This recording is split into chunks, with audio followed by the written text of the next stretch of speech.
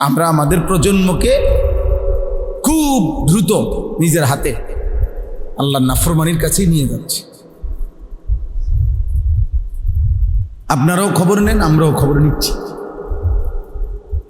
সারা পৃথিবীর আন্তর্জাতিক পরিক্রমা আমরাও পড়ি কম বেশ। পৃথিবী নিয়ে ইউরোপের ভাবনা কি এটা আমরা কম বেশ পড়ি। একবারে বেওকুফ না, শুধু ভাত খাই আর ঘুম যাই এমন না। আপনারাও খবর নেন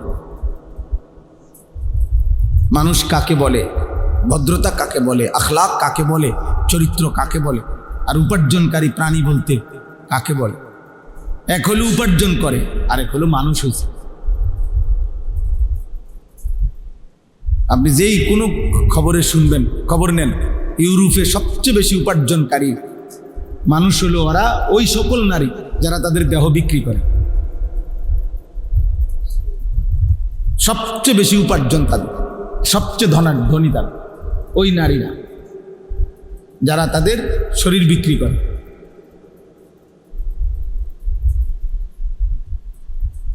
ওরা সবচেয়ে দাম, সবচেয়ে হাই রাইজ বিল্ডিং, সবচেয়ে বিলাসবহুল জীবন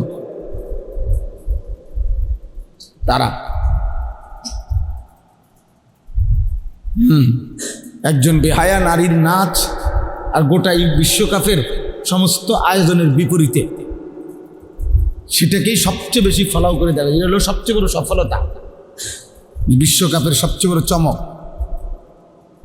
একজন নর্তকীর নাচ।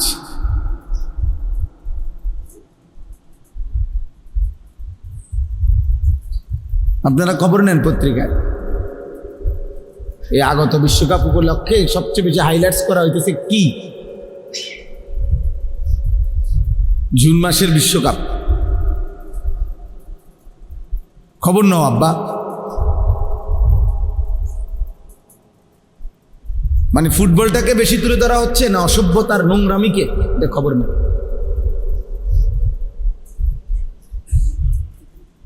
তিন দেশের আয়োজন, তো তিন দেশের আলাদা আলাদা সাংস্কৃতিক অনুষ্ঠান, মানে নাচ, পৃথক পৃথক নাচ। যার কাছে যে দূর আছে সর্বোচ্চ অতটুকু উজাড় করে পৃথিবীবাসীকে নাচ গান দেখাবে। এটাই উদ্বোধনী অনুষ্ঠান। উদ্দাম নাচ, এটাই হলো কি উদ্বোধন, বর্ণাঢ্য উদ্বোধন। এই জন্য সবাই মিলে এটা ভাবতে শিখে। একজনই ভাবেন, আপনাদের বিবেক নেই তো বলেন। এই যে এখানে সর্বোচ্চ বাচ্চাটার বয়স হবে 7 বছর, ওই বাচ্চাটা ফুললি ভিডিও করছিল কেন? তার মাকে, তার বাবা কোথায়, তার অভিভাবক কোথায়? এই মোবাইলটা তাকে কে দিল? নিশ্চিত তার কোনো না কোনো অভিভাবক। হে তো নিঃসন্দেহে 20,000 টাকা 30,000 টাকার একটা মোবাইল ওই নিয়ে আসে না। আপনি ওই একজন বাচ্চা খুঁজতে দরকার নেই। আপনি সমাজের বাস্তবতা বলেন। আপনি ওই এক, এটা যদি এমন না হয় যে কিরে আমরা এতগুলোর জন্য এক বাগদাদের মাঝখান দিয়া এই একজন বাচ্চা করতে গাইল, এরকম বিষয়টা তো কি এমন? বিষয়টা তো এমন না। তো কাজে ওই একজনকে মেনশন করা মাকসাদ না, আমাদের সমাজ বাস্তবতা তুলে ধর। প্রতিনিয়ত আপনারা একটা মার্কেটে গিয়া, একদিনের মার্কেটে দাঁড়াইয়া ঘন্টা 2-1 দেখেন কি পরিমাণ বাচ্চাদের হাতে মোবাইল। প্রত্যেক মহিলা যারা মার্কেটিং করতেছে তাদের বাচ্চাদের হাতে কি পরিমাণ। বাচ্চাকে যাতে ডিস্টার্ব না করে এর একমাত্র মোক্ষম হাতিয়ার তার মোবাইল।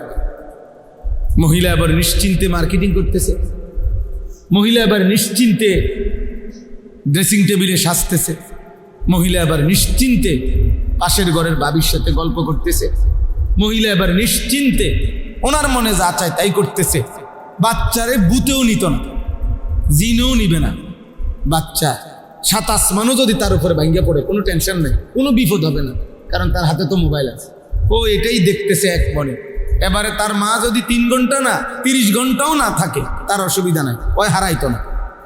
পরে তো আসল তাবিজ দিয়ে দিছে, ও যাতে না হারায় এটার জন্য তো তারে তাবিজ দিছেই।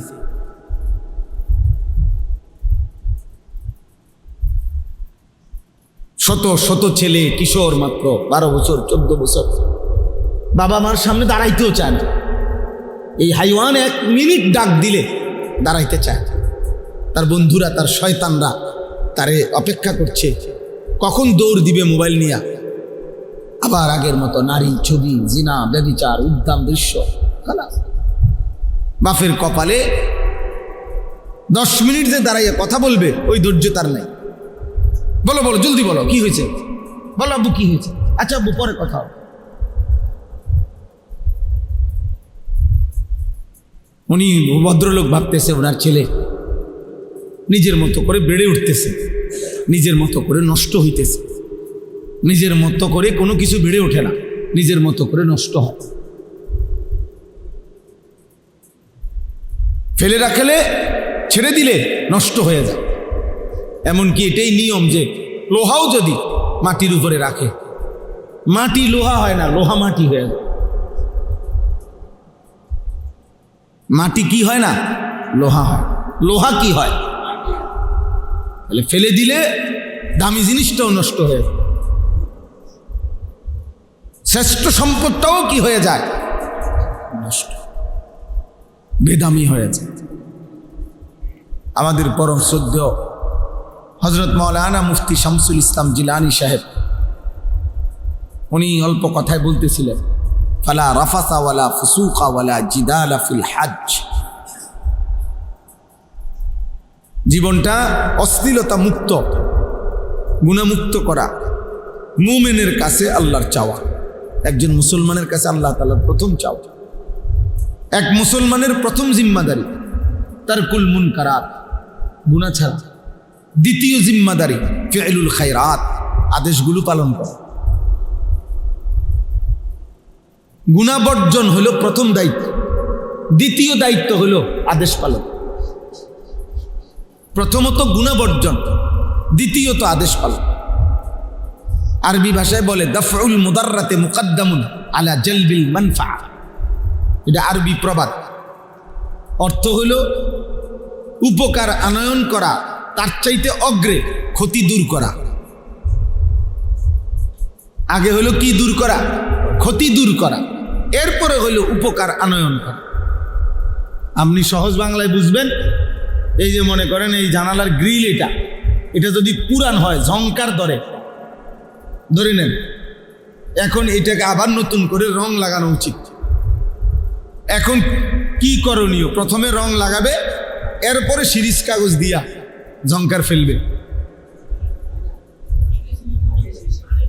আগে সিরিজ কাগজ দিয়ে কি করবে? তাহলে আগে ক্ষতি সরাইতে হয়। এই গ্রিলের জন্য, লোহাটার জন্য ক্ষতিকর যেটা, এটা আগে কি করতে হয়? এরপরে রং লাগাইতে হয়, এরপরে উপকারটা দিতে হয়। এটারই বলে আর কি, আগে ক্ষতি সরাও, এরপরে উপকার আনো। আমরা বাংলা ভাষা আরো সহজ বাংলায় বলে বুঝার জন্য যে ভিক্ষা থাক কুত্তা সামনে, উযবুবিল কালব। অর্থাৎ ভিক্ষুক বাড়ির দরজায় আসছে চাউলের জন্য, ভিক্ষার জন্য। ঠিক এই সময় বাড়িওয়ালার কুকুর মারাত্মকভাবে ঘেউ ঘেউ করতেছে, যে কোনো মুহূর্তে আক্রমণ করবে। এই ভিক্ষুকের চাওয়া হলো বাড়িওয়ালার কাছে, ভাই আমার চাউলের দরকার নেই, আমার উপকার লাগতো না, আমি কি সরান? কুত্তা সরান, ওইটাতে তো আমার কামড় নাও, আমার চাল লাগবে না। এইটারে বলে আর কি যে ভিক্ষা থাক কুত্তা সামলা। আগে কুকুর সামলাও, ক্ষতি সরাও, আমার ক্ষতি যাতে না হয়, আমার উপকার করতে হবে। আর আজ আমরা এই সামান্য কিছু টুকটাক উপকার, ছেলেটা একটা ঘর হইলে ভালোভাবে থাকতে পারবে, এসি হইলে একটু আরাম পাবে, ফ্রিজ হইলে ঠান্ডা পাবে, এই একটু সামান্য সুখের দুনিয়াবি উপকরণ, এটুকুর ইন্তজাম আমরা করে দিচ্ছি ওই মানুষটার জন্য, অথচ তার আখলাক, চরিত্র, জিন্দেগি নষ্ট হয়ে যাচ্ছে। আর উনি ওনার বাহ্যিক কিছু একেবারে সস্তা, একেবারেই নাথিং কিছু জিনিসের নিয়ে ওনার হায়াত শেষ করে দিতেছে। যে ছেলের বিল্ডিং এর জন্য ওনার এই ফিকির, ওই ছেলের আখলাকের জন্য ওনার ন্যূনতম কোনো ফিকির নেই। যে ছেলে পেলে থাকবে ওদের জন্য ওনার এই পরিমাণ টেনশন, এদের জন্য এই পরিমাণ টেনশন। বিল্ডিং ছাদ ঢালাইয়ের দিন পুরা ধারায় ছিল। আমি সবসময় বলি, আমার আফসোস এটা, আমি কত দেখছি জীবনে, ছাদ ঢালাইয়ের দিন একটা সুরকি যাতে কম না পড়ে এই জন্য আলাদা লোক রাখে, আলাদা লোক। তুই শুধু ঢালাইয়ের মেশিনের সামনে দাঁড়ায় থাকবি, তুই শুধু গনবি 4টা সুরকি, 1টা সিমেন্ট, 1টা বালু দিতে আসিনি, সিলেকশন বেশি করে দিবি, এই ছাদ যেন মজবুত হয়। কার জন্য? আমার সন্তান থাকবে এখানে, আমার প্রজন্ম থাকবে এখানে, সেই প্রজন্ম, তার জন্য ছাদ ঢালাই হইতেছে। যেই সন্তান গত 365 দিনে খোদার 1 বছরে কোনোদিন ফজরের নামাজ পড়ে নাই, এমন মানুষরূপী জানোয়ারের জন্য বিল্ডিং এর ছাদ ঢালাই হইতে আছে। ওইটা পুরাটা জানোয়ার বেটায়, ওইটা আস্তা জানোয়ার বেটা। যার কপালে সেজদা নাই ওই জিন্দিগি জানোয়ারের জিন্দিগি, ওই জীবন পশুর জীবন, ওই জীবন মানুষের জীবন। কপাল যার মালিকের সামনে নয় না, তার চাইতে বড় বেয়াদব আসমানের নিচে জমিনের উপরে আর কেউ হয় না। কায়নাতের মালিকের সামনে মাথা নয় না, রিজিক দাতার সামনে যে মাথা নোয়াইতে পারে না, সৃষ্টিকর্তার সামনে যে মাথা নোয়াইতে পারে না, নিঃশ্বাস যিনি দেয় তার সামনে যিনি মাথা নোয়াইতে পারে না, অস্তিত্বের প্রতি সেকেন্ড যিনি বাঁচায় রাখে তার সামনে যিনি মাথা নোয়াইতে পারে না, হায়াতের এক এক সেকেন্ড যিনি দিছে তার সামনে যে মাথা নোয়াইতে পারে না, প্রতিটা আলো দেয় যিনি, অন্ধকার দেয় যিনি, রোদ দেয় যিনি, বৃষ্টি দেয় যিনি, হায়াত দেয় যিনি, তার সামনে যার মাথা নোয় না, তার চাইতে বড় বেয়াদব গাদ্দার আর কেউ হইতে পারে না।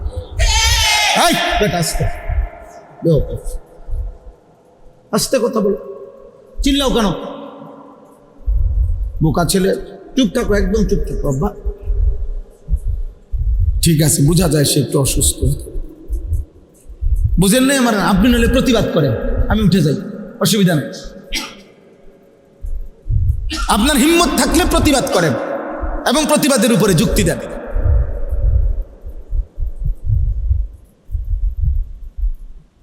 ও মানুষ হইল কিভাবে? এই সন্তান কি শিক্ষিত? ওরে কি শিখাইলাম আমরা? আমাদের ভাত কম হইতে পারে আব্বা, আমরা মাদ্রাসায় পড়ছি, আমাদের দুনিয়াবি অর্থবিত্ত কম হইতে পারে, আমগো ইমাম সাহেবের বেতন কম হইতে পারে, আমগো মুয়াজ্জিনের বেতন কম হইতে পারে, আমরা আল্লাহ বলি নাই, সেজদা বলি নাই। আপনি মাসে 2 লাখ টাকা ইনকাম করেও আপনার কপালে একটা সেজদা দিতে পারেন না, আর আমার মালিকের গোলাম মাত্র 10,000 টাকা মসজিদে বেতন নিয়েও খোদার 30 দিন জামাতের সাথে সবার আগে সেজদা দেয়।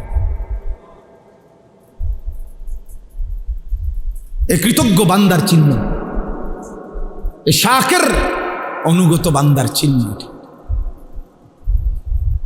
এটা ব্যর্থতা না, এটা সফলতা, যে সে তার মনিব চিনে, সে তার বানানেওয়ালা চিনে। অকৃতজ্ঞরা মূল্যায়ন করে না দেখা কৃতজ্ঞ বান্দার লসের কিছু নেই। কোন নাফরমান মানুষ যদি কোন দিনদারকে মূল্যায়ন করে না দেখা দিনদারের ব্যর্থতার কিছু নেই। আপনি কথা বোঝেন নাই? আপনার, আমি আল্লাহর কোরআন পড়ছি, আমার সন্তান, আপনাদের সন্তান হাফেজে কোরআন হয়েছে, অনেক পৃথিবীর কেউ যদি তাকে মূল্যায়ন করতে না জানে, এটা আপনাদের ব্যর্থতা, এটা আপনাদের ব্যর্থতা, এটা এই সমাজের ব্যর্থতা, এটা কোরআনের ব্যর্থতাও না, হুজুরেরও ব্যর্থতা না। এটা সে তার রবের শ্রেষ্ঠ কালাম শিখে নিছে, আর সে অপেক্ষা করছে উপযুক্ত বিনিময় সে হাসরের ময়দান থেকে নেবে। তাকে আল্লাহ বলছে, বান্দা আমি তোমাকে এখানে পূর্ণ বিনিময় দেব না, তা আমারে কোত্থেকে দিবেন আপনি? কথা বোঝেন নাই? সেজদার বিনিময় এখানে না ওইখানে, কোরআনের বিনিময় এখানে না ওইখানে, আল্লাহর গোলামির বিনিময় এখানে না ওইখানে, ইবাদতের বিনিময় এখানে না ওইখানে, রোজার বিনিময় এখানে না ওইখানে। তো যিনি যার জন্য করছি তিনি বললেন আমি ওইখানে দেব, তা আমি আনতে করতে আনতাম, আমি এটা আনবো কোত্থেকে আব্বা বলেন না আমারে। এরপরও যে মালিক বলছে সব ওখানে দিব, এরপরও যে কমপক্ষে খোরাকি চালাইতে আছে, ভাত দুকে খাওয়ায়, তো শুক্রিয়া। চুক্তিওয়ালা কাম কিরকম? চুক্তিওয়ালা কাম করে কেমনে? সিস্টেম কি যে আপনি প্রতিদিন মিস্ত্রি যতজন নিয়ে আসেন, চুক্তির কামের সিস্টেম হলো যে এখন ডেইলি একটা হাজিরা নিয়ে যাবে, জনপ্রতি 600 টাকা করে হাজিরা, আর ছাদ ডালাই হইলে স্কোয়ার ফিট মাইকটা, বাকি যত আসে যত টাকা চুক্তি হয়েছে 220 টাকা করে চুক্তি, কথার কথায়। তো এরপরে বাকি যা তা একসাথে কি করে দেব? হিসাব করে দেব, পেমেন্ট করে দেবো, এটা না নিয়ম। আগে অঞ্চলে প্রতিদিন দেয় কি? রোজ, মানে খোরাকি, ডেইলি একটা খোরাকি দেয়, রোজ দিয়া যায়। আর ওই কাম শেষ হইলে পুরায়া মাইপা ছাদ যত স্কোয়ার ফিট আসছে অত স্কোয়ার ফিটে চুক্তি হয়েছে যত আপনার সাথে, আমি একটা উদাহরণ দিলাম আর কি, তো ওইটা গুইন্না ফুল পেমেন্ট দেয়। আর শাজিমের মালিক বলছে, আল্লাহ বলছে বান্দা সেজদা দাও, বন্দিগি করো, নামাজ পড়ো, গোলামি করো, হালাল হারাম মেনে চলো, আপাতত দুনিয়ায় খোরাকি নাও, রোজ নাও, হাসরের ময়দানে আসলে পুরা হিসাব করে আমি আল্লাহ তাআলা জান্নাতে বুঝায় যাবো তোমার, 100 বুঝায় যাবো, 100। ইয়ারিফুনাহা আররাফাহা লাহুম, আররাফাহা লাহুম অর্থ হইল কোরআনুল কারীমে আল্লাহ বলছে আমি আমার বান্দাকে জান্নাতের সমস্ত নিয়ামত দুনিয়ার কোনটার বিনিময়ে কতটুকু আমি একটা একটা করে দেখাইয়া দেব, চিনাইয়া দেব, বলে বলে।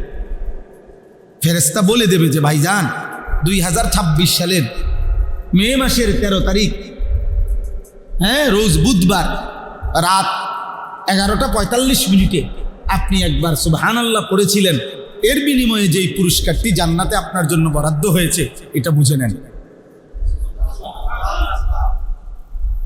হ্যাঁ 13 তারিখের ফজরের নামাজের বিনিময়ে এটা বুঝে নেন, জোহরের বিনিময়ে বুঝে নেন, আসরের বিনিময়ে বুঝে নেন। এভাবে আল্লাহ তাআলা বলছে আর রাফাহা, আমি চিনায় দেব আমার বান্দা নেয়ামত, কতটুকুর বিনিময়ে কতটুকু দিচ্ছি।